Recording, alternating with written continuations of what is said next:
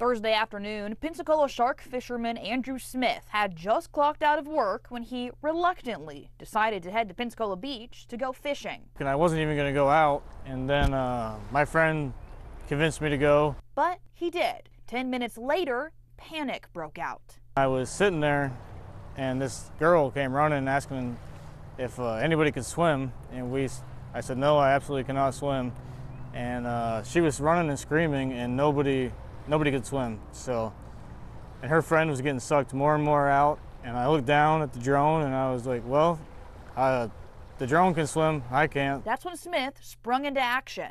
I ran up and grabbed one of them and ran back down to the drone, and I flew it out, and it was a terrible miss. I released it too early. It was really windy.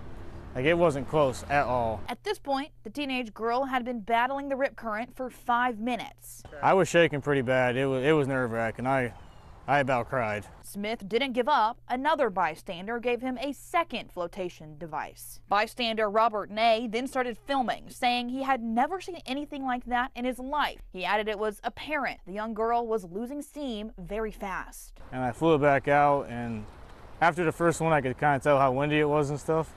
So then I lowered it down, and he had to kind of go slower and slower down to her because that was it. That was the last opportunity we were going to have. In his second drop, the mission was successful. I lowered it until you could see her hands grab it, and then I lowered it a little more and I released it, and then she climbed on and started like floating. It took another 5 minutes after Smith dropped the device for first responders to make it on scene. If it wasn't for that second drop, she wouldn't have made it. The EMS said she wouldn't have made it, the cops and the lifeguards. The girl was checked out by a medical team and sent home with a clean bill of health. It happened around 7 p.m. just before Fort Pickens in the 21C section of Pensacola Beach. Lifeguards are not set to patrol the beach until after Memorial Day. Smith said if the group of girls were further down the beach into Fort Pickens, he wouldn't have been able to rescue her. Fort Pickens is a no-fly zone for drones, and Smith medically cannot swim. Most people, when they shark fish, they kayak baits out, and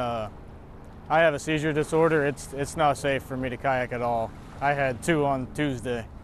So I've had to use drone for like the last year, and I had a mess up with the drone a month ago, and I just got that drone back on Monday.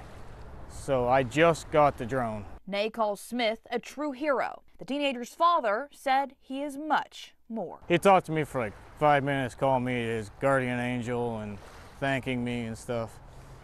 It was pretty crazy.